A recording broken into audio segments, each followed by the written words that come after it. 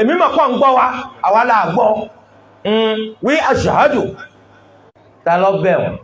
kò sínú súnà nàbí wa Muhammad sallallahu alayhi wa alihi wa sallam eléyìí tí máa wúlò fókùnù kó kú ó tó kú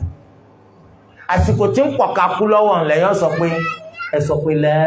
ilaha illallah pẹ̀lú ahọ́n tó lẹ̀ tó bá ti wí ilé ìjọba tá a lè máa ka Yasin nígbà tó kú bá ń pọ̀ ká kú lọ́wọ́ ká máa ké Yasin bẹ́ẹ̀ wọ́n làwọn gbọ́n ó túmọ̀ sí pé lùmọ̀ ó lè ṣe déédéé ó lè ṣàṣìṣe tó eléyìí ó túmọ̀ sí pé a ní ka Yasin kankan sẹ́ni tí ń pọ̀ ká kú lọ́wọ́ àbáyọkà míì nínú Al-Qur'an rárá àbí ká péjọ sọ́dọ̀ rẹ̀ ká máa láǹṣe díkìrí kan rárá kú lọ́wọ́ kọfẹ́sẹ̀ rinlẹ̀ bẹ́ẹ̀ ni gbogbo àwọn olùmọ̀tí wọn mọ̀ nípa ahadith ni wọ́n sọ wọ́n lẹ́gbàá wáyẹn kọfẹ́sẹ̀ rinlẹ̀. Ibn al-Musayyab rahimahullahu ta'ala wọ́n ní nígbà tí ń pọ̀ ká kú lọ́wọ́ Abu Salamata bin Abdurrahman olùmọ̀ni ọ̀nbẹ nínú àwọn ẹni tó wá lásìkò gbà tí Sa'id ibn al-Musayyab tí ń pọ̀ ká kú lọ́wọ́ tẹ́mi rẹ̀ sálọ Abu Salama ọwọ́ aṣọ fáwọn orí pé yẹn ń pọ̀ ká kú lọ́wọ́ fún ọkọ̀jú rẹ̀ sálùkọ̀bìlà bàbá abọ́ rẹ̀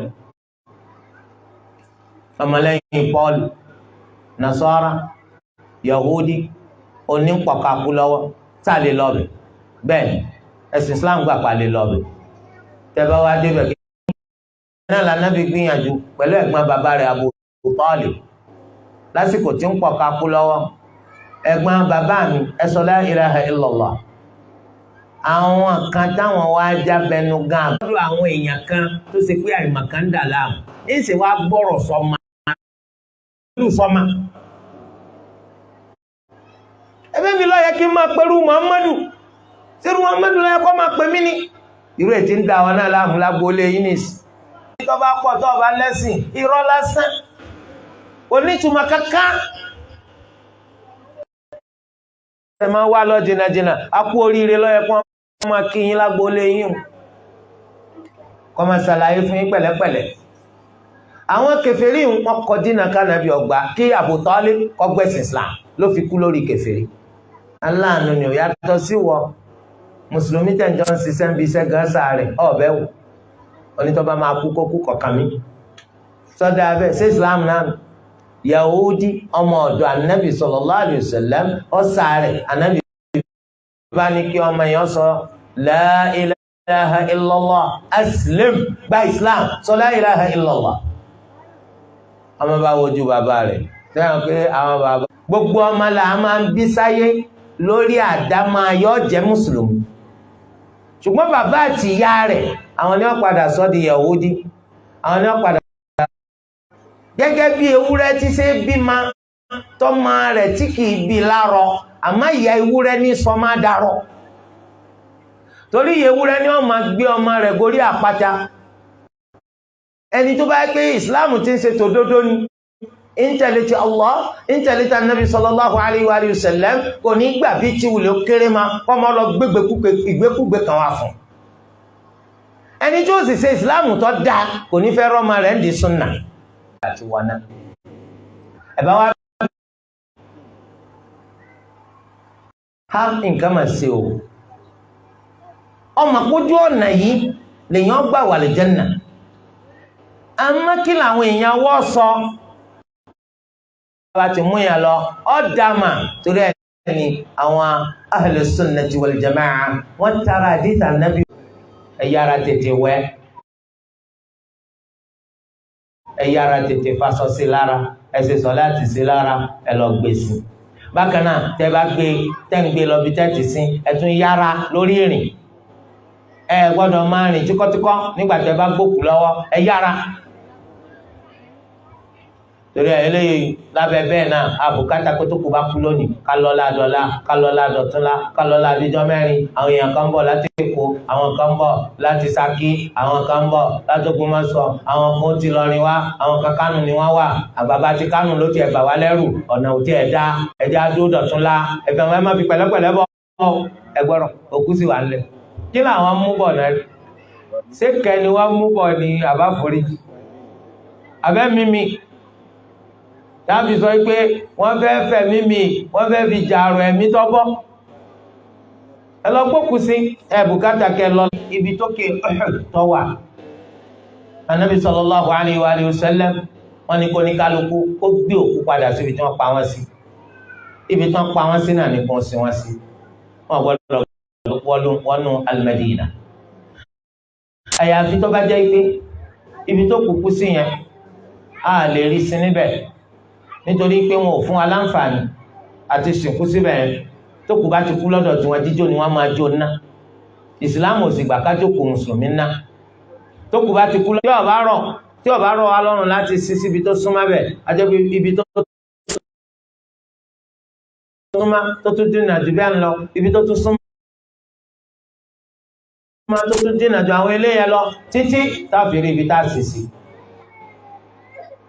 àmọ́ kókò ọwá kú lẹ́kọ̀ọ́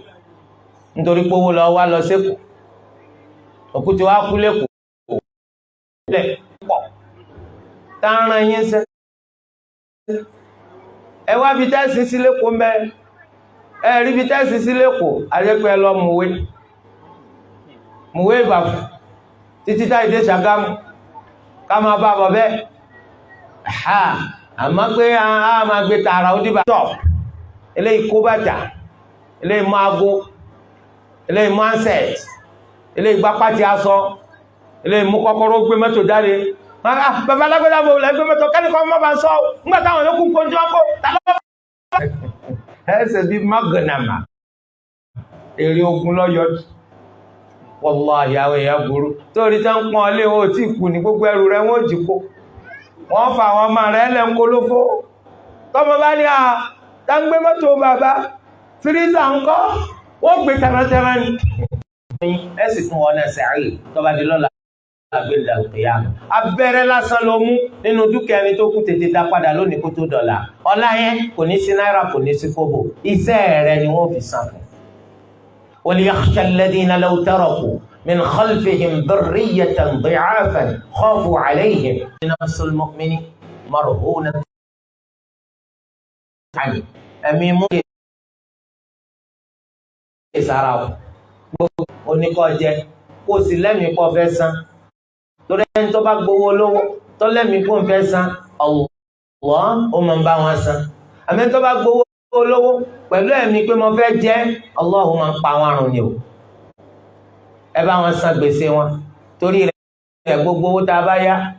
ohunkóhun tá a bá yá ẹjọ́ máa wà lábẹ́ àkọọ́lẹ̀ ká sì jẹ́ káwọn èèyàn jẹ́rìí sí torí pé níjọ́ tẹ́ bá kú ẹni tó bá mọ̀ pé fowó sílẹ̀ sáyé ọ̀pọ̀ àìmọyérú wọn tẹ́ jẹ́ ní nǹkan kan ní ọmọ wọn sẹ́wọ̀ láì tọ́lá ipẹ́ jẹun lówó kó lè bá gbà nínú owó yín lọ́nà àbòsí eléyìí pàtàkì ká mójútó bákan náà ẹ̀yin tó kúkú fún yín ẹ ṣe sùúrù ẹ fọwọ́ wánú ẹ gbà tó lu ẹlẹ́dàá wa wí olú ẹlẹ́dàá wa ò sí bájà olúwa bá dá mi lẹ́jọ́ tábà sọ pẹ́jọ́ tó dá ní ọ̀tẹ́ni lọ́rùn ó dájú pa akọ lẹ́tà sálẹ̀kùn yà ní olúwa ẹlẹ́dàá wa nítorí bá wù ló máa ń ṣe ẹnìkan kò lè pa lọ́wọ́ dà nítorí bá fẹ́ ló máa ń ṣe ẹnìkan ibi léèrè kí ló dé tó ṣe báyìí tó ṣe báyìí olúwa ẹlẹ́dàá wa la yus'alu amma yaf'al wa hum yus'alu nítorí yẹ wa ó náà ní pé ńgbà táwọn ò ṣẹlẹ̀ sí wa ká gbà fún Allah ká sọ pé inna lillahi wa inna ilayhi raji'un torí pé àwọn ẹni tí bá máa ń sọ bẹ́ẹ̀ dáadọ́ jẹ́ tí wọn ò Olúwa Ẹlẹ́dàá wa sọ pé ulaika alayhim salawatun min rabbihim wa rahmah wa ulaika humul muhtadun ìkẹ́ àti ìkẹ́ yóò jẹ́ táwọn tí máa ń sọ báyìí nígbà tádàáwò bá dé bá wọn ìkẹ́ Olúwa ó jẹ́ tiwọn àwọn ni ó sì jẹ́ ni tó máa ń inna lillahi wa inna ilayhi raji'un eléyìí ló yẹ ká kọ́ ọ ká máa wí kọ́ wà lẹ́nu wa tọmọtaya ti bàbá tíyàwó gbogbo wa pátá ká jẹ́ kí gbólóyìn ọ wà lẹ́nu wa kí n sì pé sàǹgbà fọ́ mo gbé o ó ń ṣòfò ó ń ṣe kí a'udhu billah mùsùlùmí àgbọ̀dọ̀ máa sọ lé inna lillahi wa inna ilayhi raji'un. àwọn olùmọ̀ sọ pé gbogbo nǹkan tó bá ti ṣe wá kódà tó fi dórí pé tó bá kọsẹ̀ tó fi dórí pé báyìí wọ́n ti ẹ̀múná lọ bí wọ́n ṣe máa múná lọ lórílẹ̀‐èdè wa yìí wọ́n mú lọ́ta inna lillahi wa inna ilayhi raji'un. wa bashshiri s-sabirin alladhina idha asabatuhum musibatun qalu inna lillahi wa inna ilayhi raji'un. inna lillahi ma akhadha wa lillahi ma a'ta wa kullu shay'in 'indahu bi ajalin musamma. ẹ̀tùn máa ṣe ru eléyìí náà ládùá allahumma ajirni fi musibati wa akhlif li khayran minha. anabi sallallahu alayhi wa sallam ó ní àdánwò ní dé báyẹn kéèyàn wá ṣe ru àdúrà yìí àfi kó ló fi nǹkan tó lóore ju àdánwò tó ṣèyàn kó fi jàrọ rẹ̀ fún yàn. gbàdá anabi sallallahu alayhi wa sallam tí wọ́n sọ rẹ̀ fún ummu salama nígbà tí abu salama tó ṣaláìsí pé sọ pé inna lillahi wa inna ilayhi raji'un allahumma ajirni fi musibati wa akhlif li khayran minha. ummu salama wá pé ta ló lè lóore ju abu salama lọ tẹ́ ní polówó fè tó dáa jùlọ jàrọ fún kọ̀pẹ́ kò dìnnà anabi bá rán ni sí ẹni tí wọ́n ní kọ́ lọ jíṣẹ́ fún pé àwọn ọ̀fẹ́ ẹ dákun abu salama sànàbí ta lọ́lọ́lá jù anabi wa muhammad sallallahu alayhi wa alihi wa sallam. torí ẹ̀ ní ìgbà tí àdánwò bá dé bá ní agbọ́dọ̀ ṣe agbọ́dọ̀ máa gbára dálẹ̀ ká máa ṣe ra wa léṣe rárá sùúrù kí ni wọ́n ń pè ń sùúrù ọ̀nà làmúmára àfaradà eléyìí téèyàn ṣe ní ìgbà tí àrélù àjálù tọkọkọ jálù yẹn eléyìí ni wọ́n ń pè ń sùúrù. gbàtà nàbì sallallahu alayhi wa sallam ti gbalẹ̀ ànábì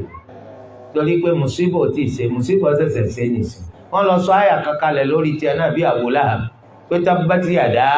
Abi Lahabin wa tabb ànábì ń bọ́ sọ̀rọ̀ ìwọ náà gbọ́ àbí ó ti parí nìsín lórí mo ti ṣe sùúrù ọ̀jẹ̀bi má ṣe sùúrù ọkọ̀ tẹ́mi lọ́rùn. sẹ́mi ọ̀gbẹ́ni tí ń sunkún náà ti ń bara jẹun òun la tún rí títún rẹ́rìn lẹ́yìn ọ̀sẹ̀ kan kí ló dé ó ní ọ sáwọn àmọ́ ti torí pé èèyàn kú àní rẹ́rìn mọ́ni. ló túmọ̀ sí pé gbogbo àwọn tí ń tàn jẹun tó ń gbé ọlá ń kẹun alákòóbá lọ́pọ̀ nù wọn. gbogbo òfẹ́ mo nífẹ̀ẹ́ rẹ̀ ọmọ pé èkó ọ̀la alábàákú ẹ̀ wà èmi pẹ̀lú ẹ̀ irọ́ ni wàláhì irọ́ ni tó o bá má bẹ̀ kọ́ mà lónìí irọ́ ìwọ gan bó ṣe ṣe fẹ́ni tó kú nù wọ́n ṣe fẹ́ fún ọ náà.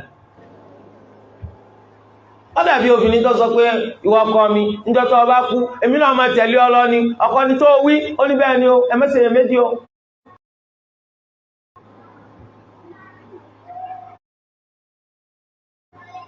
níyàwó bá tún jàmàlà kí ló rí ó ní òun ò pé kú ò ní rọrùn ó ti sáré o ó ti jẹ́jẹ́ fọkàn ipe níjọ́ tó bá kú ni wọ́n náà kù sọ rọrùn wọn lójú ni màálù rọ ọbẹ̀ òkú pé kí ni pé ẹ pa mí ẹ̀bẹ̀ yìí fọ̀bẹ̀ pa mí ẹ fi hàn áwò kẹ́sì sọ fún un lédè tó gbọ́ pé wọ́n pọ̀ etí ò ní ìwò gan yóò fọ̀nà ìyá mọ̀ hàn. so eléyìí túmọ̀ sí pé a ṣe sùúrù jama a gbọ́dọ̀ máa bara jẹ́ ọmọ kú ọmọ tún kú ọmọ tún kú ọ̀dọ̀ ọmọ mẹ́ta lọ́dọ̀ àwọn Yorùbá àwọn gbà pé Olúwa ló máa ń fúnni lọ́mọ bí èèyàn ló máa ń bá ní nínú ẹ̀sìn Islam tún kú ọmọ rẹ̀ tún kú Olúwa máa fi ṣàdánwò fáwọn ọmọ mi bẹ́ẹ̀ wọ́n mọ̀ wá rò pé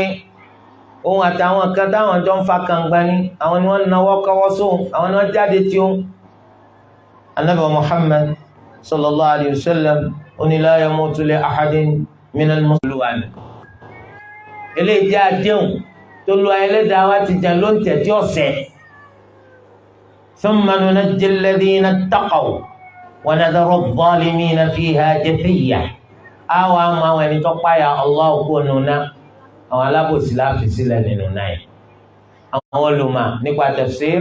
wọ́n ní wíwọ̀ tó lù wá sọ pé gbogbo wa wọ̀ náà yẹn ó náà ní al-murur á kọjá lórí iná torí pé as-sirat afárá tí ń bẹ lórí iná jahannam òun náà ni afárá tó máa àlìjánnà ọgbà dálẹ́jánnà, òun náà la fárá tó máa ná tàtórí rẹ̀ ṣubú síbi tí ń lọ. Afárá yìí kí máa ṣe bí àwọn afárá tiwa tọgbà mọ́tò náà gbà tí ó ti rí bọ́ sínú náà jahannam, orí jahannama ló sì wà. Níbi tó le dé tí ẹnìkan nínú èèyàn ànábì kan tó bá ti gbẹ́sẹ̀ lé afárá yìí, ànábì tiẹ̀ tó lù wá rán sí yóò wà lódì kejì tó fẹ́ sọdá sí, yóò máa bẹ Allah, Allahumma sallim sallim, Allahumma sallim sallim, Allah jọ́ọ́lá jọ́ọ́lá jọ́ọ́lá, ọlọ́run yọ ọlọ́run là. Yóò ṣe ṣẹlẹ̀ níjọ́ gbẹ̀ndẹ̀ kìyà. Eléyà dé Olúwa ní pé gbogbo alágbàbẹ̀ kọjá tán abẹ́ Allah kọ́dà kún kó ràn wá lọ́wọ́. Ẹni tí ọkọ rẹ̀ kú, ọkọ tiẹ̀ ló kú, yọ pọ̀ sọ̀tì. Eléyìí ò sínú kó ṣe sùúrù, òní máa tọ́jú kọ́ máa tọ́mú, kọ́ máa fi lọ́fíńdà sára, kọ́ máa wọ tìsàlẹ̀ àpàtì láàárọ̀, tààrin rẹ̀ lọ́sì kàlà, ọ̀pá gbogbo ọ̀sán yẹn ti fóṣù 4 àtijọ́ 10 nítorí ikú ọkọ. Ànábì sallallahu alayhi wa sallam wọ́n ní kọ̀tọ́ sóbìnrin kan kọ́ pa ọ̀sán sísèjì nítorí ikú ẹnìkan nínú mọ̀lẹ́bí ìyè kan tàbí ara rẹ̀ tayọ ọjọ́ 3, àyàfi nítorí ikú ọkọ tí ó jókòó oṣù 4 àtijọ́ 10 láti pa ọ̀sán tì tó fi sókú ọkọ rẹ̀. Eléyìí fi hàn pé àyè tí ọkọ wà ọ̀gá púpọ̀ sí obìnrin. Ọkọ rẹ̀ kọjá ẹni tó máa sọ pé kí ni ọkọ kún òkun kọ́bọ́ọ̀dù, ẹni tó bá ti sọ báyẹn ẹ mọ̀ pé àwọn ń zìnà náà nìyẹn. Ọkọ rẹ̀ tayọ ẹni tó máa sọ pé mo fi dí gẹrẹwu ni, ọkọ máa wà láì lọ́kọ. Ọkọ rẹ̀ tayọ rẹ̀ torí pé ọkọ rẹ̀ làlìjánnà rẹ̀, ọkọ rẹ̀ nínà rẹ̀. Oṣù 4 àtijọ́ 10, àmọ́ tó bá pé bàbá rẹ̀ ló kú, màmá rẹ̀ ló kú, ọmọ rẹ̀ ló kú, ẹ̀gbọ́n àbábúrò rẹ̀ ló kú, ó lè pa ọ̀sọ́tì fúnjọ́ 7 ní ọgbọ́dọ̀ pa ọ̀sọ́tì nítorí ikú àwọn èèyàn rẹ̀ yàtọ̀ sọ́kọ rẹ̀ tayọ ọjọ́ 3 ni mo fi fẹ́ ba àìsọ̀sọ́ yẹn jẹ́ báyìí kí n lè ṣe nǹkan tánàbì ní ká ṣe tó fi lọ́fíńdà sára. Wáyé o a ní tìtorí pọ́kọ rẹ̀ kú kọ́ ọmọ wọṣọ dúdú ká o, ọmọ wa wọṣọ dúdú, bàtà dúdú, ìbòrí dúdú, gbogbo ẹ̀ dúdú lá. Ẹ̀yà fóbìnrin tó jẹ́ pé tẹ́lẹ̀ náà jìlbáàbù ló máa ń wọ̀, jìlbáàbù dúdú ní máa ń wọ̀, ó ní tìtorí pọ́kọ rẹ̀ kú kọ́ ọmọ wa wọ jìlbáàbù funfun, bàbá rẹ̀ kú kọ́ ọmọ wọ jìlbáàbù olómi yeye àbí olómi ewé àbí olómi pupa rárá. Àmọ́ òní máa wọ dúdú nínú ilé rẹ̀ nítorí pé àwọn wọṣọ dúdú nítorí pé kúkú àṣà àwọn kèfèrí ni kìí ṣe sáwọn mùsùlùmí. Bákan náà ká mọ̀ pé ìwọ ni o, àwa tó kúkú fún wa wọ́n máa fìyà jẹ òkú, ó dájú pé wọ́n máa fìyà jẹ òkú látàrí ìpè àrò tí wọ́n bá ń pè àrò wọ́n máa sunkún. Wọ́n ní ẹ pé lóhun àrò orí ara yóò bọ́yọ̀ náà gbọ́ yọ́ tàbí wèrè níbi tó bá wà. Wọ́n máa wá pè pẹ̀lú nǹkan tí ó jẹ́, wọ́n máa ròyìn rẹ̀ pẹ̀lú tí ò sí lára rẹ̀. Islam ò fara torí ẹ̀ kò sí tó burú o, ẹ sorí kọ́ kẹ́ ẹ dá lé pẹ̀lú ẹ̀dùn kómi jẹ́ ọmọ jáde lójú yín, ọkàn yín ó bàjẹ́, àmọ́ ẹ gbọ́dọ̀ wí nǹkan kan àfi tó lu wa lè tàtàrà rẹ̀ yọ́nú sí yín. Eléyìí ò sí tó burú mẹ́. Àlè sẹ́lẹ̀mà kú, omi ẹkún jáde lọ. Ariwo gidi, kí wọ́n máa wéwé kówè ìsọkúsọ tààrà. Gbogbo eléyìí ọ̀tọ̀ lábẹ́ òfin ṣẹ̀ríà. Àwọn ẹlòmíì jẹ́ wa tó ṣe pé wọn ò sunkún rárá. Wọ́n lè ti máa bọ̀ láti ó ti gbọ́n rọ́ọ̀bù rẹ jú pé kú lílá ilá ìlàlá àwọn màmá Yorùbá adúpẹ́ fún Allah apá àwọn obìnrin ṣe bẹ́ẹ̀ ní gbọ́ ọ̀rá wọ́n bá bẹ̀rẹ̀ sí sunkún mùnáfíkà. Kí ló dé tó bá tún ti dé títì wọ́n tún nu dínú kó tó tẹ́lẹ̀ náà kọ́ ọmọ sọ wá lẹ́nu kọ́ ọmọ pa alápá. Allah tó sì yẹ bẹ́ẹ̀ dírámà lélẹ̀ yẹn alákòóbá tí ìsálámà ẹ̀tún kóbó gbogbo ẹkún tẹ̀ ń sùn. Àwọn ìgbà tí etí sọ lọ́bẹ̀ ọ̀ṣẹ̀tọ́ lọ́kọ́ wọn wọ́n pa màálù wọ́n tún máa mú gbẹ̀gìrì. Akramakumullah, Islam faramọ́ gbogbo àwọn nǹkan yẹn kápátì. Bákan náà Islam wa ó lè gbọ́dọ̀ ti torí pé òkùnkùn kẹ́ máa síra yín lábàrá. Ó tún àwọn màmá lórí pé èèyàn rẹ̀ kú lọ́nà ọba kú. Níbi tí ọ̀hún ara rẹ̀ lè màdé ó lè mú àbàrá méjèèjì báyìí kó síra rẹ̀ níta pàó kó gbéra rẹ̀ kó lára rẹ̀ mọ́lẹ̀ áò lórí títì. Ó lè jẹ́ pé bóun náà ṣe gbá rẹ̀ kùnù lórí kìnnì ó lè jókòó ó ṣe fún ọ tí èsì Allah ló ṣe fún ọ. Kí ni wọ́n fẹ́ hàn ara rẹ̀ lè mà sí? Torí ẹ̀ Annabi sallallahu alayhi wa sallam ó ní laysa minna man latama al-khududa wa shaqqa al-juyuba wa da'a bi da'wa al-jahiliyya. Kò lè jọ́kan nínú ọmọlẹ́yìn wa ẹni tó ti torí pé òkúkún fóun tí ń síra rẹ̀ lábàrá tí ń fẹ́ wuya mọ́ra rẹ̀ lọ́rùn tí ń wéwèé kówèé irú ìtàwọn kèfèrí máa sọ. Jọ́kan nínú ọmọlẹ́yìn Ànábì Muhammad sallallahu alayhi wa sallam. Táà lè ti torí pé kókó ká lọ fárun orí wa ọkùnrin àti obìnrin orí wa ń dán pandára tó bá ti yọ wọn ti mọ̀ pé àwọn ẹni tó kúkú fúnnu ẹnìkan gbá ká máa ń ṣe kéde ká obituary ká máa lọ lẹ tákàdáká ike remembrance of kí ni remembrance kí ni a fẹ́ fi sí àbí kẹ́ lọ kéde ilé rédíò pé lágbádá kú àbùkátà rẹ̀ ilé tẹlifíṣàn àbí ìwé ìròyìn àbùkátà rẹ̀. Kò sí tó burú kẹ́ kéde fáwọn èèyàn kí wọ́n lè gbọ́ pókú kí wọ́n lè bá kópa ní ẹ̀yà ní mọ́sálásí lágbádá kú torí kí wọ́n lè kópa mẹ́. Torí pé nínú àdéhìí kan Ànábì sallallahu alayhi wa sallam ó ní tí òkú tó kú tá a bá rí èèyàn 40 tí wọn kì í ṣẹbọ sí Allah tí wọ́n ṣe sọ̀láàtì janaza sí lára àbí nínú àwọn ẹni tó ṣe sọ̀láàtì sí lára àríyàn 40 tí èsì ẹbọ sí Allah Olúwa gba ìpẹ̀ tí wọ́n ń tọrọ fún ibi tọrọ lè sí ni ní ìsìtẹ́ 100 jọ ní àti lẹ́yìn 40 tí èsì ẹbọ sí Allah nù wa yóò ṣòro ọmọ Yorùbá tàtà kan nínú ògèdè sí Allah ló ń pè kìí sí Allah ló ń pè nǹkan mí ló ń pè wọ́n ṣẹbọ sí Allah. Torí ẹ̀ ká mójútó ẹ̀sìn wa ló lè jẹ́ arọ́ náà lọ. Wọ́n á pé lè máàmù tí ó ṣe sọ láti sókùlà òun náà lẹ́bọ lẹ́rù wọ́n á tí ó kù síwájú rẹ̀. Bókù bá máa sọ̀rọ̀ òkú lè pé sí ọ̀daràn ilẹ̀ wa rí fi wájú alákòóbá tí ì sálámù àbá tó ti pàdé ń bẹ lápò rẹ̀ ó ń dé ń bẹ́ndì rẹ̀ alákòóbá subhanallah. Torí pọ̀pọ̀lọpọ̀ náà kìí ṣàdúrà àwọn ṣe fókù èpè náà ni ikú ni ọgbà sọ lọ́rùn ewúrẹ́ rẹ̀ sọ yẹ kó rí bẹ́ẹ̀ ó yẹ ká yípadà ó ti máa ṣẹlẹ̀ ńlẹ̀ Yorùbá wa. Torí pé páàgùn lọ́pọ̀lọpọ̀ fi ń sẹ́sì páàgùn kìí sára ẹ̀sìn òfò ìní páàgùn bá dé òfò lọ́ba lọ nídìí ẹ̀sìn kò sí páàgùn bẹ́ẹ̀ ẹ mọ̀ páàgùn di ẹ̀sìn àwọn èèyàn méjì ń jà sí ìmàm ọ̀kan wá sọ pé gbogbo jàmáà tó wà lẹ́yìn rẹ̀ tó fi dórí àwọn ọmọ kókòkó kò sẹ́ni tí wọ́n á ní bàbá ẹ kú ìyànjú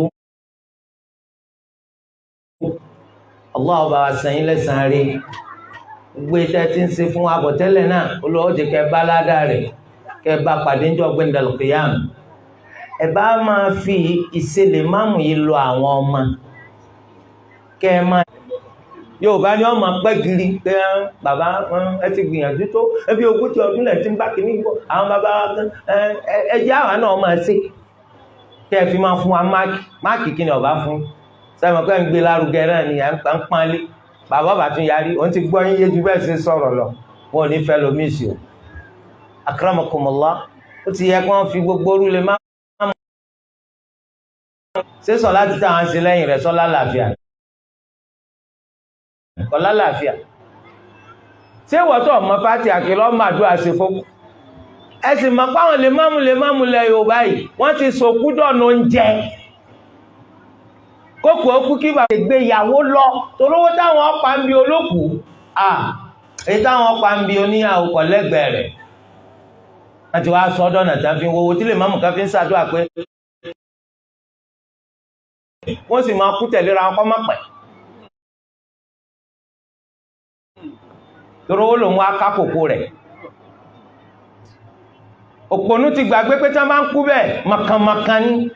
tí èrò náà mú ń jọ́kan àbí ẹ̀kọ́ ni bí wọn náà ṣe báwọn kan wọn kan náà ṣe fún wọn náà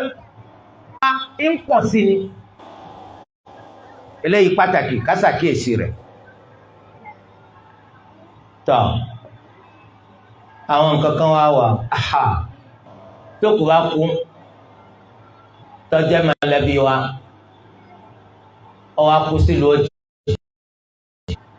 kí làwọn ṣe fún un láti ibi tá a bá wà kò sí nǹkan kan tá a ṣe fún ju àdúrà lọ tó bá sì ní ta lè fi ṣe sàárà ká fi ṣe sàárà kí Allah kó mú ládàá rẹ̀ lọ́ba Salatul Ghaib nǹkan àní ṣe lópin ìgbà tó bá kó tó di kí wọ́n lọ sí àbùkátà ká ṣe Salatul Ghaib kankan ẹni tó bá wà ń bẹ̀ ni ó kópa ń bẹ̀ àwa tá a sí ń bẹ̀ àdúrà àti sàárà tí máa wúlò fókù làwọn máa ṣe fún àwọn nǹkan kan ní òótọ́ jámì tọ́kítà bá ti rí lára ẹni tó kú á máa pàtùbọ̀tán rẹ̀ dáa ó parí ilé ayé lálàáfíà alákọ̀ọ́kọ́ kéèyàn sọ la ilaha illallah kó sọ gbẹ̀yìn kó tó kú láyé a sì ti rí pé kìí ṣe gbogbo èèyàn ló lè sọ àfẹni tó ló wá bá fi ṣe kòńgẹ́ pàápàá jùlọ ẹni tó ṣe pé láti ìbẹ̀rẹ̀ pẹ̀pẹ̀ nínú ìgbésí ayé rẹ̀ ló ti mójú tẹ̀sìn dáadáa ẹni tó ṣe pé mísíkì ló máa ń gbọ́ kò sí tàbí ṣùgbọ́n ní ìgbà tí ikú bá dé tí wọ́n máa ń sọ fún pé kó sọ la ilaha illallah yóò máa wòyìn ran nínú wọn máa gbé orin eléyìí tí máa gbé ní ojú ayé rẹ̀ tẹ́lẹ̀tẹ́lẹ̀ náà ó lè máa ṣe yàásín yàásín yàásín yàásín sẹ́ni la ilaha illallah tó ní kọ́ sọ ìsọkúsọ ìgbọ́kúgbọ́ tó ń gbọ́ kí ní jẹ́ yàásín yàásín yàásín àwọn ẹjọ́ ọ̀dà kí ó máa tán bá kí ó jẹ́ wọ́n ní kọ́ sọ la ilaha illallah ó wà ń kọrin I love you I love you I miss you I love you like how ikú mà ló dé yìí bẹ́ẹ̀ ni torí pé dánidáni kì í báyàn lágbà bẹ̀rẹ̀ pẹ̀pẹ̀ lọ́ba kúrò láyé ṣàkíyèsí kí ni wọ́n ń bá bọ̀ báyìí o lè ṣàtúnṣe lónìí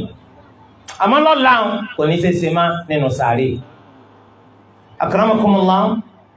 nínú àmì táàfì mọ̀ pé léyìí ó jáde nílé ayé lálàáfíà ó náà sallam ó ní mawtul mu'mini bi'araqil jabin ikú mùmínì máa wáyé ni pẹ̀lú mímá làágùn níwájú orí ẹ̀ ẹlẹ́kẹta nínú àmì pé àtúntà okùnkùn tó dá yóò sì bá dáadáa pàdé oníkókú lọ́jọ́ jùmọ̀ àbóòrù jùmọ̀ òru jùmọ̀ onáàrí tóòrùn bá ti wọ̀ lọ́jọ́ alhamis ọjọ́ jùmọ̀ láti gbàtà alfajari bá ti yọ lọ́jọ́ jùmọ̀ tóòrùn ó fi wọ̀ ẹni tó bá mùsùlùmí kan kò ní kú lọ́jọ́ jùmọ̀ àbí lóru jùmọ̀ àbí kó lù wọ́n là níbi fìtínà sàárè fìtínà sàárè ó ní béèrè màláìkà méjì munkar àti nakir tọ́kí láti asàṣeyege ń bẹ̀ láti mọ̀ pààrọ̀ àlùjánnà wọ̀ látara àfìdírẹ́mi ń bẹ̀ lọ́mọ náà ti dára rẹ̀ mọ̀ ẹni tó bá kú lóru àbọ̀sán jùmọ̀ eléyẹn yọ bọ́ lọ́wọ́ fìtínà sàárè ọmọkọ́jẹ́ mùsùlùmí òun náà ní kéèyàn kú sójú ogun ẹni tó lọ jà. asima pípé jihad kì í máa ṣe bí iyán jíjẹ, ó lágbára púpọ̀ nítorí pé ẹ̀mí lè lọ èèyàn sì lè là. bákan náà ẹni tó kú lójú ọ̀nà pé ń lọ ṣe jihad, wọn ò tí ì débi jihad tí kú ti pa, àmì pàtùbọ̀tán tiẹ̀ náà dànù. bákan náà ẹni tó kú lórí iṣẹ́ rí, iṣẹ́ olóore lọ, torí pé innal amala bil khawatim, ètò jáde nínú iṣẹ́ làṣekágbá, èwo làṣekáyìn ńlọjáde, torí rẹ̀ náà láti máa ṣàdúrà pé kíkú kọ́kásẹ̀ rí máa wà lọ́wọ́. ilé ìjọba tó kù bá ti wá kú ẹ̀sìn Islam,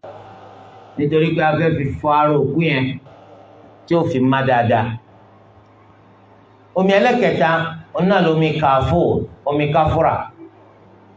nítorí pé òun la fẹ́ fi sin ara rẹ̀ nù. káfúrà ní máa ń jẹ́ kí ara kọ́kàlẹ̀ kọ́ má tètè jẹ́ ara tó ṣe pé yóò túká yóò máa jẹ ara. a sì dùn láàmú oúnjẹ mọ́. ọ̀ràn àyàn ní ká wẹ òkú. tókù mùsùlùmí bá kú tá a gbọ́ pé wọ́n sin láìwẹ̀, òfin ṣẹ̀ríà ní ká gbé jáde nù sàárì rẹ̀ ká wẹ̀. dhalik idha ra'aytunna dhalik, ẹ wẹ̀ lẹ́ẹ̀mẹ́ta tàbí ẹ̀márùn nínú ẹgbàá wa kan tàbí ẹ̀méje nínú ẹgbàá wa mi àbí ju ẹ̀méje lọ tẹ́ bá rí i pé ó yẹ kẹ́ ẹ ṣe bẹ́ẹ̀.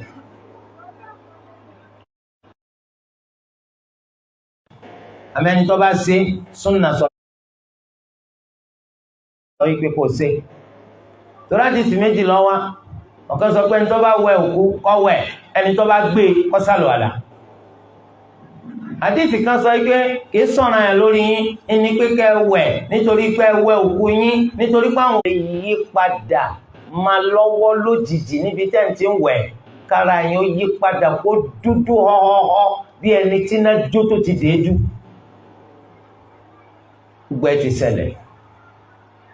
ẹlòmíín sì wà tó kí tó bá ń wẹ̀ ara rí ó gbóná jájájá yóò kọjá ná. tí ò bá jẹ́ ẹni tó fẹ́ràn rẹ̀, tó bá jẹ́ olóbòtò olófòfó, ẹlẹ́nu màrí máa sọ ni, kò sí tàbí ṣùgbọ́n yóò lọ gbé sínú ìwé ìròyìn. ìsìláàmù sì sọ pé ẹ má máa sọ̀rọ̀ àwọn òkú láìdá, fa innahum qad aqdamu ila ma qaddamu, torí àwọn ti lọ bá nǹkan gbélé ayé sí. torí ẹ tó bá jẹ́ pọ́kùnrin ló kú, ọkùnrin ní ọ̀wẹ́ o. tó bá kú obìnrin ló kú, obìnrin ní ọ̀wẹ́ o. ọkùnrin tí ó sì wẹ ọkùnrin kò gbọ́dọ̀ sí òkú yẹn sí hòhò. ẹ bo ìdodo rẹ̀ sórúnkún rẹ̀ méjèèjì. bẹ́ẹ̀ bá bọ́ sọ lára rẹ̀ náà, nǹkan kan wà lórí ìdí lẹ́yìn ikú rẹ̀. tó bá jẹ́ pọ́kọ ló kú, kíyàwó wẹ̀ ńlọ́lọ́lá jù tó bá ti láyà àti lè wẹ̀. tó bá gbé ìyàwó ló kú, kọ́kọ́ wẹ̀ ńlọ́lọ́lá jù, nítorí pé tó bá kọ́kọ́ ní ọwọ́ ìyàwó kò bùkátà láti faṣọ sáàrin ìdodo àtorúnkún rẹ̀. tó jẹ́ pé ìyàwó ní ọwọ́ ọkọ, wọn ò bùkátà láti fi nǹkan kan sáàrin ìdodo àtorúnkún rẹ̀, nítorí pọ́kọ náà ni wọ́n lẹ́yìn ìgbà, ọkọ àti ìyàwó ni wọ́n lẹ́yìn ìgbà tọ́kọ kú, lẹ́yìn ìgbà tí ìyàwó kú. eléyìí lòfin ṣẹ̀ríà sọ. wáyé o bí ti kọ́ wá sọ pé ọba sùn ní iwájú orí papọ̀ máa mú àtẹ́lẹwọ́ méjèèjì, orúnkún méjèèjì, àwọn ọmọ àkàsẹ̀ ẹsẹ̀ méjèèjì ẹ fi lọ́fíńdà sí, àti gbogbo ibi tó sápamọ́ lára, gbogbo àwọn pàlàpàlà ara bí abíyá, bí àárín tán, bí ààyè ibi tí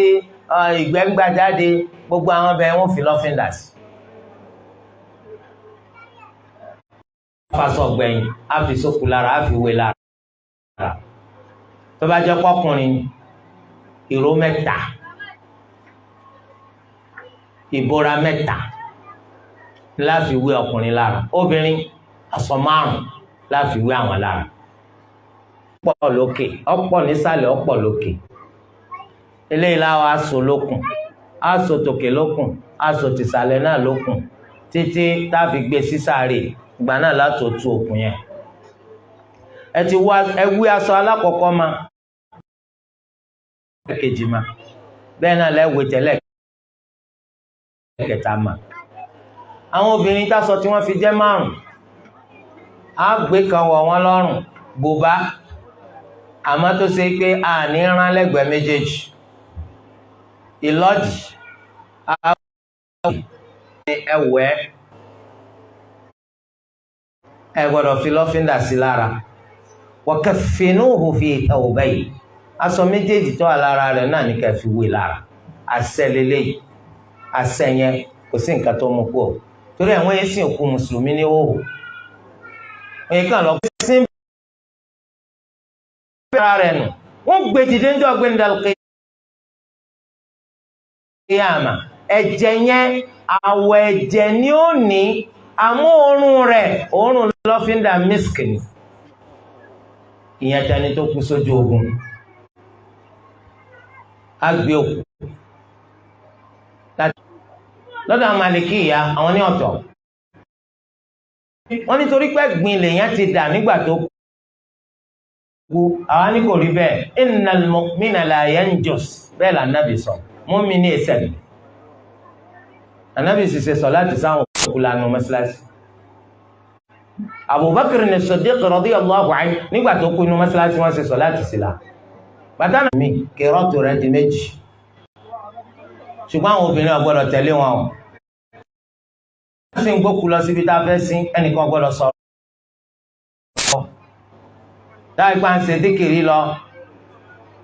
subhanallah walhamdulillah, ẹnìkan ọ̀bẹ ọ́ bídíà ni. Ẹnìkan ọ̀bẹ ọ́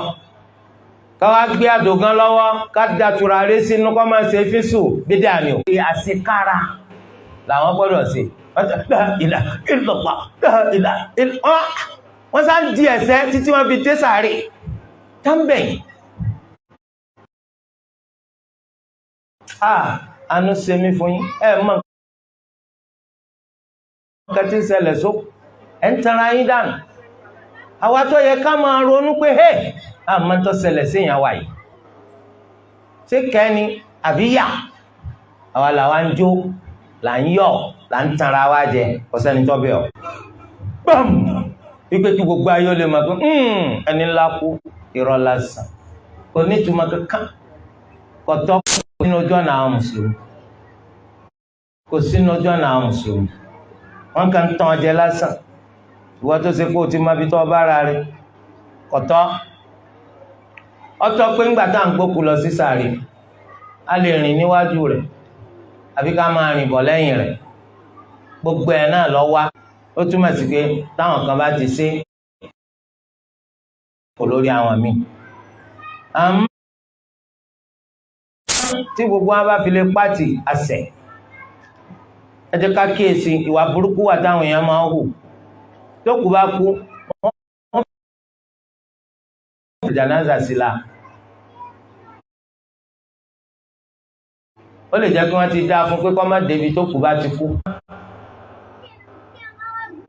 Wáyé o, kọ̀tọ́ o, ká gba àwọn kèfèrí níbi tá à ń ti ń ṣe sọ̀látùl jánásà. Káwọn náà tó pẹ̀lú wa pé gbogbo yín òdodo tó ga ní nìfà, òun náà lẹni tó fi ìṣe kèfèrí pamọ́ tí ń fi hàn wá pé mùsùlùmí lò. Wala tusalli ala ahadin minhum mata. Ó tún wá nu tírà wa tá a kọ lọ́tọ̀ nípa sọ̀látùl jánásà. So àwọn eléyìí, àwọn àdúrà tí Ànábì ṣe ńlọ yẹ ká lè mójútó ká ṣe,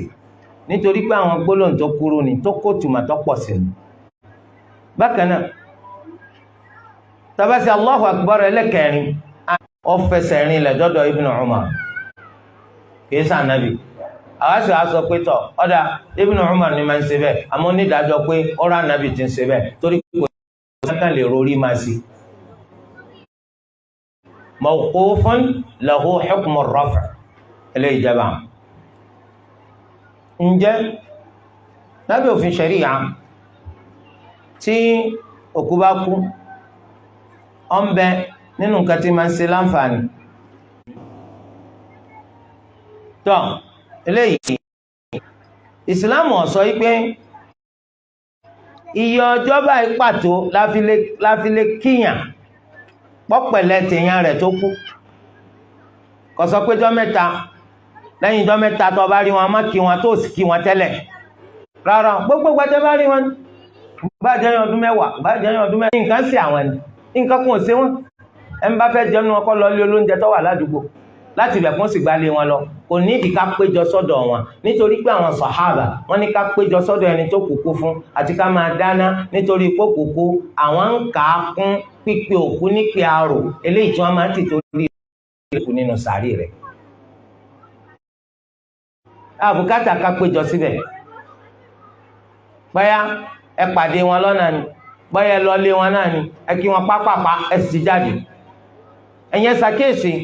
láti ibi tá à ń ti ń bo òkú mẹ́lẹ̀ làwọn èèyàn ti máa sọ̀rọ̀ bọ́ọ̀lù báwo wá ní tí wọ́n bá délé olókùú bí ọba jẹ́ eré akárí ṣèmi náà lọ jẹ́ tí gbogbo ń fa epo sí gbogbo ògùn àwọ̀ ká tó wá pé ẹ̀yin náà wà ń lọ mú màálù wa ọmọ tó wà ń kó tòǹgòrá ti mú tiẹ̀ wá ẹ̀yin ará abá tìyín là ń retí o ará Abidjan ẹ̀ tí ìmú tìyín wá ẹ gbọ́dọ̀ tó bá ṣe pé Allah ló ní kí wọ́n máa ṣe wallahi wọn ní ṣe síbẹ̀ ẹ̀ máa Yorùbá tẹ́lẹ̀ náà mélòó lolúwa ní ká ṣe táǹsì torí ẹ̀ lé ìjọba àwọn ẹjọ́ eléyìí ìjọba ó ṣe jẹ́ tọ́ nínú nǹkan tí máa ń sọkù ní àǹfààní lẹ́yìn ikú rẹ̀ ó náà làdúà ọmọ rere yóò máa ṣàdúà fún òbí rẹ̀ yóò máa ṣàdúà fún òbí rẹ̀ lọ́kùnrin òbí mọ̀lẹ́bí rere yóò máa ṣàdúà fún ọmọ kama rabbayani saghira máa sọ pé rẹ̀ Olúwa ẹlẹ́dàá mi bá mi kẹ́ bàbá mi àti ìyá mi gẹ́gẹ́ bá ṣe ṣètọ́jú mi nígbà kékeré mi Olúwa náà ni ó gbàdúà ó ní kọ́ mi bí ń ṣe máa ṣàdúà wọ́n wá ní àfikún sókè kúránì fún bàbá rárá kò wúlò fókù rárá àmì pé èsì èèyàn rí tó kù fílẹ̀ ni ọ ìlélẹ̀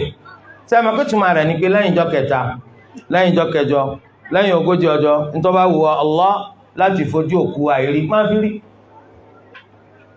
àmọ́ má rere kìnnìkan fìdá gbogbo àdádálẹ̀ lásánà ni wọ́n á ní ẹ ṣe ká ṣe astaghfirullah fókùn ní ọ̀dá eléyìí wọ́n pè ní bid'atun idafiyya tẹ́ bá tó lọ lé kí ó lẹ́tò dàmà ṣe ká ṣe la ilaha illallah ní ọ̀dá bid'atun àbọ̀ra rẹ̀ lọ́rùn àbàsán ó sì lérí ọjẹ́jẹ́ fún Allah kó wọ́n ṣe síyàmù báyìí fún Allah ọwọ́ akú kò sí àbàsán síbẹ̀ náà ni síyàmù Ramadan ìyapa láàrin àwọn olùmọ̀ ètò ọdọ́gba jù ní pé tẹ́ fún ẹni tí ń ṣe síyàmù lóúnjẹ tí ó jẹ ọ wá fún lóúnjẹ pé ọrọ̀ ládá tó wà ń bẹ bàbá mi ni kò fún màmá mi ni kò fún àwọn nǹkan tẹ́ fẹ́ràn ẹ fi ṣe sàárà kí wọ́n òkú yín. حديث النبي صلى الله عليه وسلم سوى إذا مات ابن آدم انقطع عمله إلا من ثلاث طبعا النبي آدم باتي كوكو بسيرة في متى صدقة جارية علم ينتفع به وبلدا ẹlẹ́kẹta ọmọ rere tí ń ṣàdúà fóbí rẹ̀ tàlákọ̀ọ́kọ́ tán pè ní sadaqatin jariyah níṣe ló yẹ kó mójútó kọ́ dàbí tẹ́lẹ̀kejì nítorí wọ́n ní màtọ́ sáǹfààní ọmọ rere tí ń ṣàdúà fún ìmàtọ́ sáǹfààní wọn ọ̀bọ kọ́ àwọn èèyàn ìwọ náà lọ kọ́ kalẹ̀ wọn ọ̀bọ kọ́ ìwọ lọ kọ́ kalẹ̀ wọn ọ̀bọ sọ ìwọ lọ sọ kalẹ̀ ọmọ rere tí ń ṣàdúà fún ayé rẹ̀ má yà hùn ìwọ ló mú owó lápò rẹ̀ tó sì kalẹ̀ níìsì àyàfẹ́ ni tó jẹ́ kó ti sọ àsọtẹ́lẹ̀ kó tó kú tí mo bá kú ẹ mú ìdákanu mẹ́ta dúkìá mi ẹ fi kọ́ mọ́sálásí ẹ fi bá ń kọ́ mọ́sálásí òun lónìí sàrà àti ń sàn lélẹ́yìn náà kí ló dé tẹ̀ wá sí kó tó di pé ẹ kú ó lóun bẹ̀rù kí bísínẹ́sì òun kó o rẹ̀ ọmọ rọ̀ǹda mọ̀ ń gbà tó ń ti kú nìsí ló ń ṣe ní kún ó ṣe bẹ́ẹ̀ èyí gbà wípé ń tàn sàn bẹ́ẹ̀ lórí ó dijọ́ tí bàbá tiẹ̀ náà bá kú.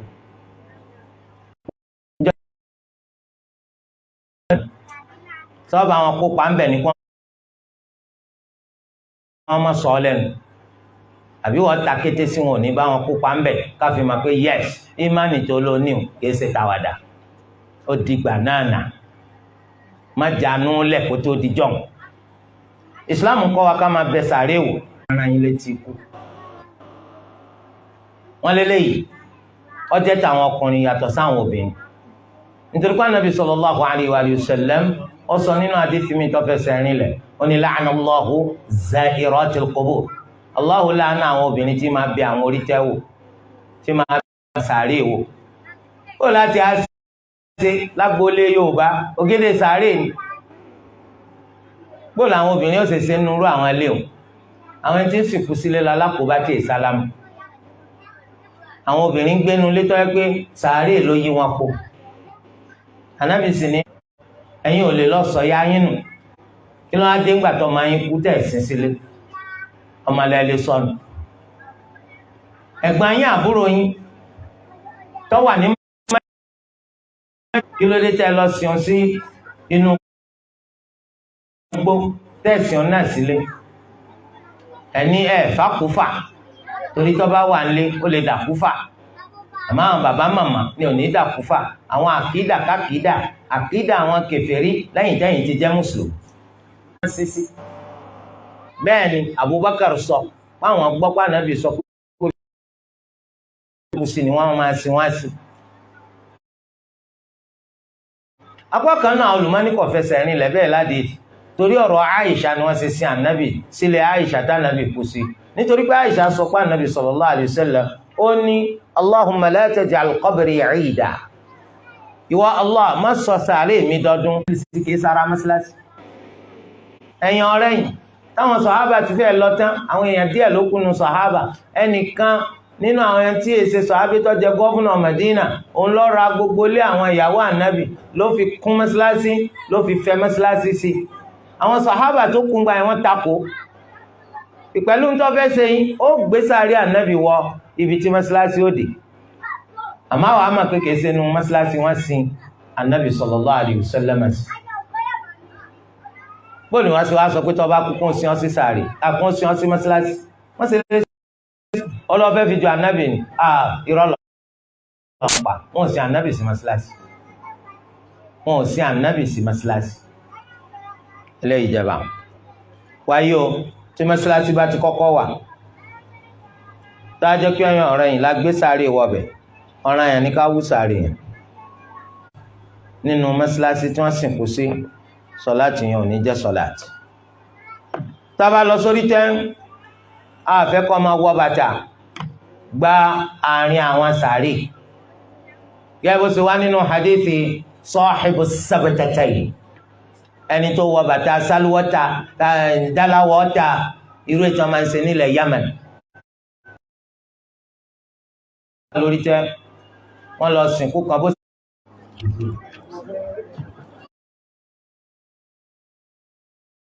tọ́ba àwọn tí ìbéèrè tí wọ́n ṣe bẹ́ẹ̀ lè fòmí lẹ̀ ká dáhùn omi tó ráhùn omi tán béèrè ó lè má ní ìtumọ̀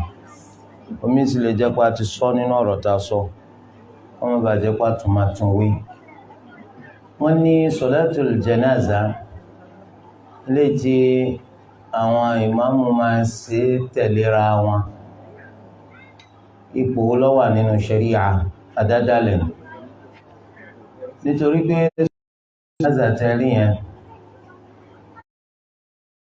ẹni tí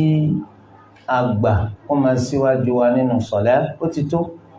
kó síwájú wa náà nínú solatul janaza àyàfi tó bá jẹ́ pé a ti fẹ́ lé àrílé kò sì sọ̀láàtì sí òkú wa lára pàápàá jùlọ tó bá ti jálá dáadáalẹ̀ oní katakata nídìí ẹ̀sìn. tí ó bá ti jẹ́ bẹ́ẹ̀ kí ni tó máa pé léyìí ṣe wọn náà tún bọ́ síwájú ó ṣe wọn náà tún bọ́ síwájú ó ṣe gbogbo àwọn jàmá náà tún ṣe Allahu Akbar lẹ́yìn rẹ̀ àdádálẹ̀ lásán. wọ́n á ní gbàdá nàbí kú ṣe báwọn sàhábà wọ́n ṣe sọ̀láàtì sànàbí la lọ́kọ̀ọ̀kan wọn ni. lẹ́yìn náà sàhábẹ́ nìwọ kí làwọn èèyàn tò sí ọ lẹ́yìn sí àwọn pẹ́ńpẹ́ táwọn sàhábà ṣe sọ̀láàtì yẹn ọ̀kọ̀ọ̀kan ni wọ́n ṣe ẹnìkan ò tò sẹ́yìn ẹnìkan ní tí ó bá jọ nǹkan náà máa fi wé nǹkan nínú mà ní tí ò bá jọ nǹkan wọn kì í fi wéra wọn. eléyìí jẹ́ aqfaluha kí ló dé tí wọ́n ṣe làákàyè sí Al-Qur'an àwọn àgádágodo ń bẹ lórí àwọn ọkàn wọn ńlọ́fà ni wọn ò fi ṣe làákàyè pẹ̀lú ẹ̀. ìgbà tí àwọn èèyàn di pé wọn ò mọ pàtàkì rírì sísọ Al-Qur'an kalẹ̀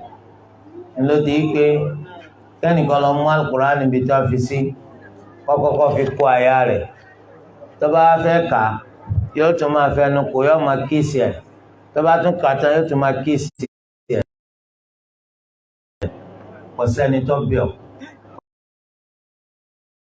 kọ́ máa kíìsì Al-Qur'an báyìí faqra'u ma tayassara min Al-Qur'an ẹ̀ka lọ́lúwàwí ẹ̀ sì ronú nípa nǹkan tẹ̀ ń kà ẹ̀ wá máa mú lò ní tí wọ́n fi bẹ̀ wá nù kí ẹ ṣe kí kọ́ máa kíìsì rẹ̀. ìkàkọ́lẹ̀ máa bẹ orí tẹ́wò gbogbo mùsùlùmí á máa bẹ orí tẹ́wò torí wọ́n fẹ́ tàtàrà bíbẹ orí tẹ́wò dẹni tó ṣe pé ọmọ rántí alqiyama béèyàn bá sì ti lọ orí tẹ́ ó ládùúgbò àtànàbì ní ká sí fáwọn ẹni tó wà lórí tẹ́wò òkú yín àtòkú tèmi tẹ́ wà lórí tẹ́ yẹn àdúrà tí wọ́n máa rí kò ní máa lórí tèmi nìkan ẹni tí ó mọ̀ wọ́n rí náà tún máa ṣàdúrà fún un. yàtọ̀ sókúta sin sílé ẹ̀rí pé àwọn òkúta sin sílé ọ̀pọ̀ agboolé ni wọ́n ti sọ àwọn òkú wọn dòòṣà ọ̀rọ̀ òní ti tọrọ wọ́n nìkan jẹ́ káwọn lọ sójú orí káwọn lọ búra wọ́n tún lè gbé káwọn lọ sí bàbá àwọn káwọn lọ pe bàbá àwọn torókù ọlọ́mọ kò yẹ kó sùn àti pé pápá gan látìgbà tí wọ́n ti lọ lẹ́yìn rẹ̀ ti ń dàrú bójú wẹ̀yìn kó tún ẹ̀yìn ṣe gbogbo nǹkan tí ò sí á kàn máa tanra wa dànù á wàá sọ bàbá wa dò sátàǹbọ kó ju aṣọ rẹ̀ kó jóńdì ọsẹ pẹrẹ ju kéèyàn jókòó lórí sàárè lọ torí ẹrẹ lómi gan tí ó tún máa nájú tí wọ́n nà gbalaja lórí sàárè ó kéré jù àwọn àgùntàn àwọn ọmọ yín náà máa gbé pọtí sí wọn máa yàgbẹ́ wọn máa tọ̀ sórí bàbá yín tó sì yẹ kó rí bẹ́ẹ̀ lẹ́yìn ìjà bó ṣe jẹ́ wọn ní báwo làwọn sì mọ̀ pé lágbájá ń pọ̀ káàkù táwọn ò fi wá nù ní gbólóhùn la ilaha illallah àwọn ojú máa ń tó yónú la ilaha illallah ó lè bá bẹ́ẹ̀ lọ kò sí ìwọ nínú kẹ́ẹ̀nù yàn ní la ilaha illallah kó tún wá padà tají kó tún máa ṣayé kò sí ìwọ ń bẹ kò túmọ̀ sí pé yóò kú láìpẹ́ so ẹ tètè bá ṣe nǹkan tó yẹ kẹ́ ẹ ṣe ní ayé bá àmọ̀ tó bá já sí kú eléyìí ń jẹ́ bó ti ṣe jẹ́. wọ́n ní sáwọn lè sọ inna lillahi wa inna ilayhi raji'un tí kèfèrí bá kú àdó ajẹ́ bíi bàbá yín tó bá jẹ́ ìyá yín ṣe bẹ́ẹ̀ mi tó lu adálẹ̀ mi tiẹ̀ náà so ẹ sọ pé inna lillahi wa inna ilayhi raji'un torí sísọ gbólóhùn kò túmọ̀ sí pé ya Allah bá wa kẹ́ bá wa gẹ̀ kò túmọ̀ sí àmọ́ àdánwò sẹ́yìn látàrí pé bàbá yìí sì padà kú ọgbà ìsìláàmù yìí náà tá à ń pè lọ sí díẹ̀ ha ìyá yìí sì padà sórí ibú ọgbà ìsìláàmù tá à ń pè lọ sí díẹ̀ inna lillahi wa inna ilayhi raji'un. wọ́n ní tí yẹn bá ń ṣiṣẹ́ ológun lórílẹ̀‐èdè ibì kan bíi nàìjà ó wá kú sójú ogun ṣé ṣàhídì ni wọ́n pè ṣàhídì báwo ẹsẹ̀ lè kàn máa gbé nǹkan fún àwọn èèyàn tí wọ́n ò ṣiṣẹ́ fún eré lẹ̀ ń pẹ̀sìn Islam ṣé ogun tí sọ́jà Nàìjíríà ń jà ṣé jihadi ló ń sọ pé ó ń jà òun ṣiṣẹ́ kó oṣù rẹ̀ ọmọdún ó ní ó ń ṣiṣẹ́ lórí pé sẹ́tàn gbà sí ohun ọ̀sẹ̀ ẹ̀gbọ́n tó bí ànábì lè rè wọ́n léèyàn máa ń jagun kó lè bá pé lákin èèyàn máa ń jagun torí kó lè bá fi gbè fún ẹ̀yà àbí èdè àbí ìran rẹ̀, èwo ni wọ́n ń jà nítorí ti Allah. ó ní man qatala litakuna kalimatullahi hiya al-ulya fahuwa fi sabilillah. ẹni tí ń jagun ó lè jẹ́ pé gbólóhùn ti Allah ló lékè, ó ní jagun torí kí ló ń lè ṣe.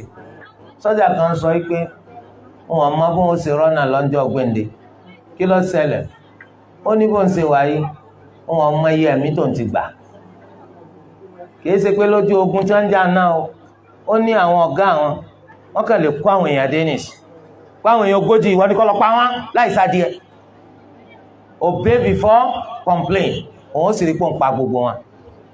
ẹ dákun kí la fẹ́ sọ fún Allah? tẹ́ bá sáyé tán ẹ rántí pé kú wà, ẹ rántí pé kìyàmá wà. wọ́n á rántí bàbá sọ́jà láti gbé AK-47 rẹ lọ́wọ́ kó gbé lọ sálù kìyàmá, torí àwọn mọ̀lẹ́kà ti ẹ̀rọ àyàn mú kó fi gbára rẹ lẹ̀. ẹlẹ́yìn ìjọba wọn ní ẹni wọ́n fa aṣọ sí lára, wọ́n sì ṣe sọ̀látùl jánásà sí lára. wọ́n ní àwọn gbọ́ pa aṣọ wọ́n bọ́jú òkú tí wọ́n bá ṣe bẹ́ẹ̀ fún kọ́ wọ́n pa ẹyinjú rẹ̀ dé. pípa ẹyinjú dé ọ̀há ju bíbọ́ ojú rẹ̀ lọ, nítorí pé ọ̀rọ̀ lójú láti kàn fọwọ́ síbi tí ẹyinjú rẹ̀ wà. wọ́n ní kí ló dé táwọn àfa wọn tó ṣe pé tí wọ́n bá ti fẹ́ ìyàwó kejì wọ́n máa gbógun ti ìyàwó alákọ̀ọ́kọ́. ìbéèrè yóò yé mi o. nígbà tẹ́lẹ̀ ìfẹ́ bá àwọn àfáàjà ní gbọ́ra, ó ti mẹ́ni yín kalẹ̀, ó ti rẹ̀kẹ́ yín kalẹ̀. àrọ̀ mẹ́yìn rí bẹ́ẹ̀. tó bá jẹ́ bẹ́ẹ̀ lẹ́rí èèyàn burúkú ní inú o, tẹ̀sí ọ̀dá o, orí ìyàwó kọ̀ yá lé sọ́dá bẹ́ẹ̀ kò kúkú dá bẹ́ẹ̀. ẹ̀yin náà ìyàwó tẹ́ ẹ jẹ́ ìyá lé ṣéṣe pé ẹ̀yin náà yí wa padà náà. tó eléyìí túmọ̀ sí pé ìwọ ló yẹ kó fi kún sùúrù rẹ. ìwọ ti di senior, ẹ wọ àwọn ọmọ iléèwé, ẹnìkan wà junior class, ẹnìkan wà senior class. ṣé ẹ mọ̀ pé ẹni tó wà senior class, mashallah la quwwata illa billah, òun ti pọ̀ ní experience, ìrírí rẹ̀ pọ̀. yóò bá sọ pé ìrírí sàgbà Allah. ìwọ ti di ẹni tó ṣe pé ìyàwó tó dé ọmọ ìyá ọgbọ́n rẹ lò, tó bá fira rẹ sípò ẹni tó lọ́gbọ́n tó lè fọ́mọ làkejì. àmọ́ ń gbà bá jẹ́ pé garangaran waranwaran ọláàmù pé kí ni èmi ò ní gbà. ó lè ṣe é ṣe kọ́ ẹ pé lè bàbá èèyàn náà dá yàdú o. dáadáa tó ń ti ń ṣe síyàwó alákọ̀ọ́kọ́ yọ tẹ̀síwájú, kò ní dínkù. nítorí a kàn máa bú àwọn obìnrin ike báyà wọn ò fẹ́ rórogún, sáwa náà ń forogún, àwọn náà kúkú forogún. yóò pé àwọn olórí ibú kò ní dáa fún wa. torí ọkàjì o sì ní fẹ́ róhùn pẹ̀lú ọkùnrin mi. sọ eléyìí túmọ̀ sí pé àwọn ọkùnrin náà ká fi dáadáa kún dáadáa wa, ká sì máa fi rora wa wò pé nǹkan táwọn obìnrin wọ́n ní ara gba orogún ju àwọn ọkùnrin gan lọ. torí àwọn sọ àwọn sì máa pọ̀ jẹ nìkan lówó, ẹ máa wá náà ní títí láéláé. a rí lónìí kó pa ní rí lọ́la, nígbà tá a bá rí sí ká san. eléyìí jẹba. wọ́n lẹ́nìkan tó bá òkú rẹ̀ lọ sórí tẹ́, ó wá rí ibi tí wọ́n sin èèyàn òun sí pàtó. só lè máa lọ sórí tẹ́ kó máa dá sàárè èèyàn tí ẹ̀ ń tún ṣe lórí. àwọn tí wọ́n bá wà ń bẹ lọ́kàn pé kí lẹ́yìn wá ṣe ń bì ṣe é gbókùú wá ní àbí tó wà ń bẹ nù. má dá tún sàárè èèyàn tí ẹ̀ ṣe. wọ́n lẹ́ni tó kú ní ìlú tí wọ́n ti máa ń sun òkú níná àti ṣàlàyé rẹ̀. ẹ gbọ́dọ̀ sun òkú mùsùlùmí níná. ìjọba wa ní nísìn o, òun ti rí pé ilẹ̀ ti há. ilé alájà 15 tí flọ́ọ̀ kọ̀ọ̀kan bá jẹ́ fúláàtì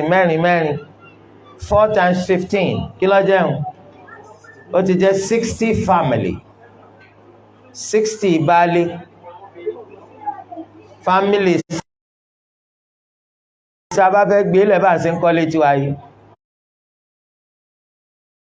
ilẹ̀ gan á dẹ́rùbà àmọ́ ìjọba tí wọn ò ní lè ṣe lẹ́yìn torí gbogbo tí máa mú kírú àwọn lẹ́yìn ó ṣe gbé wọn ṣe sí Nàìjíríà yìí iná ò ní dúró torí a lè ṣe lift ká ní quality ìrọ̀rùn mi létí wọ́n ń ṣe debate kan lórí BBC Arabic wọ́n ń sọ̀rọ̀ pé kí country káwọn èèyàn pọ̀ ń bẹ́ ọ̀dà ọ̀sẹ̀ kìíní ẹnìkan bá ní bí Nàìjíríà sẹ́rí gbogbo àjọjọ́ dìbẹ́ tó Nàìjíríà kìíní àwọn ìtọ́kọ̀ pọ̀ lásán tí wọ́n túlù wọn ṣe tí wọ́n ṣe kìíní ọkà parẹ́ jù yóò.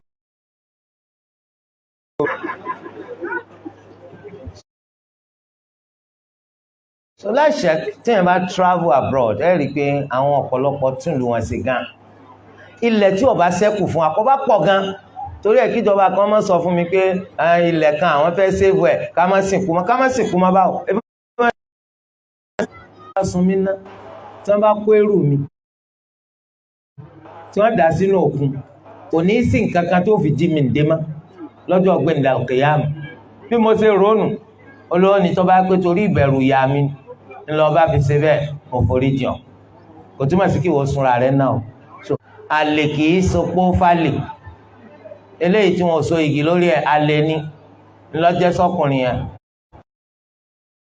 yẹn lọkùnrin yẹn náà jẹ́ sí alẹ́ làwọn méjèèjì Islam kò fara mọ́ kájọ máa gbé pẹ̀lú obìnrin láì jẹ́ pé yìgì ń bẹ láàrin wa gbogbo ìjókòó zina ni wọ́n ń pè lábẹ́ òfin báwo ló ṣe gbà láti máa jókòó ṣẹ̀ríà pẹ̀lú obìnrin 20 ọdún lórí kíni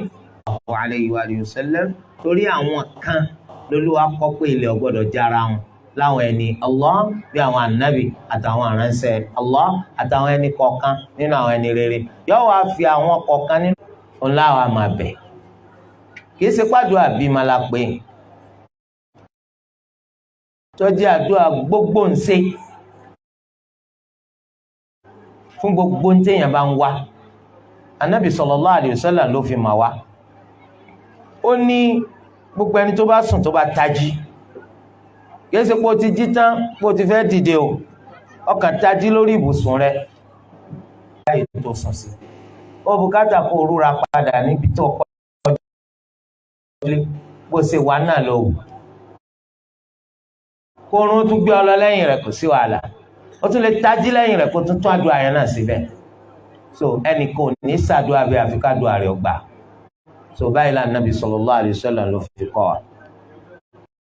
bíbí ma tó nà bá ṣe bẹ́ẹ̀ inṣàlá sí ana inda dhanni abdi bi èmi máa bẹ níbi ntẹ́rù mi bá rò sí ntẹ́rù bá rò sí Allah ibẹ̀ náà ni Allah máa wà ó ní yóò ṣe náà ni ó ní ṣé yóò sì ṣe kò ní ṣe mọ́ lẹ́yìn ìjọba tí wọ́n ní kó ṣe tó bá wo orí tẹ́ ó sì fáwọn ẹni tó wà nínú sàárè ọwọ́ fẹ́ ṣàdúrà mi ọ̀tọ̀ ó kú lẹ́ni tó kọjú sí àwọn sàárè yẹn wàá dojúkọ àlùkébìlà ọmọ wa ṣàdúrà rẹ̀ ó gbọ́dọ̀ kọjú sí sàárè ṣàdúrà kọ́mọ bá lọ jẹ́ pé ẹni tó wà nínú sàárè ló ń pè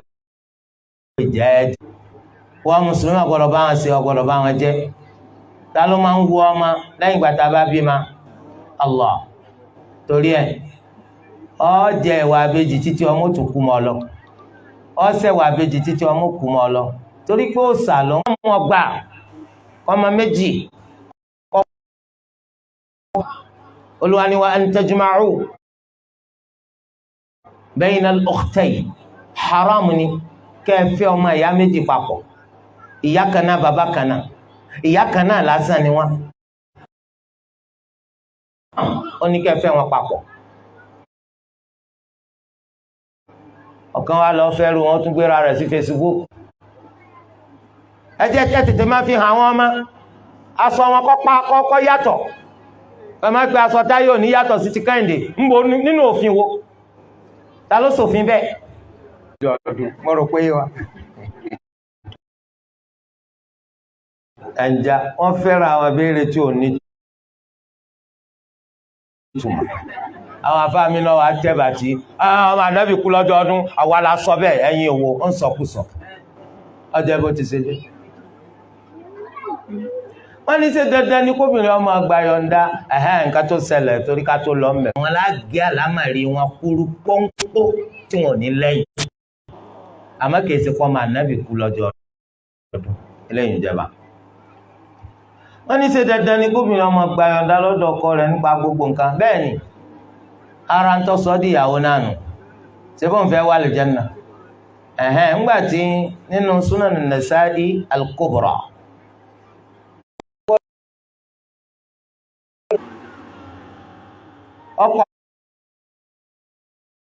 ọkùn òsìsí tó kéré sí nọ́mbà ẹbó ti fi ọmọ gbàyọ̀ǹda lọ́dọ̀ rẹ̀. gbàyọ̀ǹda yàtọ̀ sí fún níròyìn ibi tó ń lọ. mo fẹ́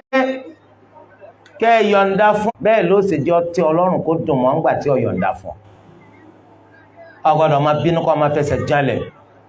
pé kí n kó ló ti mà kó ti wáyé lọ́kùnrin ọjẹ́bí tó wálé ayé lọ́kùnrin torí pọ́kọ rẹ̀ pa ọ́ láṣẹ ọ gbọ́dọ̀ tẹ̀lé lópin ìgbà tó bá gbé àṣẹ wọn kì í ṣe pọ́pọ́ láṣẹ tó fi takò ti Allah. ẹ rí àwọn obìnrin míì gbà yọ̀ǹda o wọ́n kàn máa fọkọ̀ ọ̀rọ̀ yẹn èmi ti lọ́jà o bàbá wọn kọ́ bá jẹun jẹrẹ ń bẹ́ ẹnìkan ọkọ rẹ̀ sọ pé ibi tó Ọlọ́run lọ ọgbọ́dọ̀ lọ ó ní à tó ní mo ti lọ ìjọ mi lọ máa pàṣẹ lẹ́yìn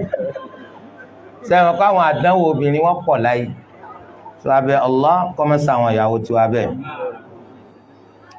kó ń bẹ̀ lọ sí sórí tẹ́ ló ti dáa jù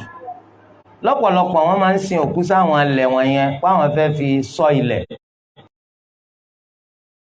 ọ̀fàdà àmọ́ lónìí tí ilẹ̀ rẹ̀ má àwọn alẹ̀ tòkútò wọ́n sọ fún ẹni tó ra pé wá gbé wọ́n ní àwọn sọ fún wọn pé wá gbẹ́rù yín wọ́n ní ẹrù òkú yín tó wà ń bí ni pé ẹ lọ fi ṣe ń tọ́ bá wì owó làwọn ní. wọ́n ní tí ọmọdé kékeré bá kú sáwọn lọ sọnù ní nínú Ghana must go àbí àwọn máa wẹ̀ ọ́nà ìdájọ́ rẹ̀ ti dìjájọ́ àwọn alààyè eléyìí ìjọba. wọ́n lọ fà tó sọ fún yàn pé o ò ní rìn o ò ní rìn báwo kèésùn ló ní ìrìn lọ́wọ́ àtàìrìn Allahu ló ní kárìn òun ló sì ní kámálẹ̀rì nǹkan tó ń ṣe yún eléyìí fẹ́ máa sọ pé máa ń tọpa máa ní ọ̀daràn nìyẹn Allahu azza wa jalla lọ́dún kan máa tí ó ṣẹlẹ̀ lẹ́yìn ìṣẹ́jú àyà sẹ́kọ̀ndì kan ọba ní nǹkan kan ní ṣẹlẹ̀ kàn kó àwọn ìwọ ọmọ pé ń gbọ́ létí ìwọ tó ọmọ pé nǹkan kan ṣẹlẹ̀ lẹ́yìn ọdún kan àbí òye wa so ẹni tí ó dá nǹkan kan mà tí kan tún yín jẹ nígbà tó náà ti rí kíní kan ẹgbọ́n táwọn kèfèrí náà sọ afatatuna as-sihra wa antum tubsirun kí ló dé tẹ́ lọ máa jẹ́ pọ́dọ̀ àwọn òpin dánlẹ́ máa lọ bá ti èsì pẹ̀ fọ́nù òní bọ́nlé òní jókòó ti pàǹtí ipò ń da dọ́pẹ̀lẹ̀ adífálà ní ọ́ adífásòfò ti rí ọwá ní ìwọ ń tẹ yánrin báwo so ń gbà ń sì ti rí wọn náà mú kò jẹ́ ọgbádùn wọ́n ní ẹnìkan lọ sọ́dọ̀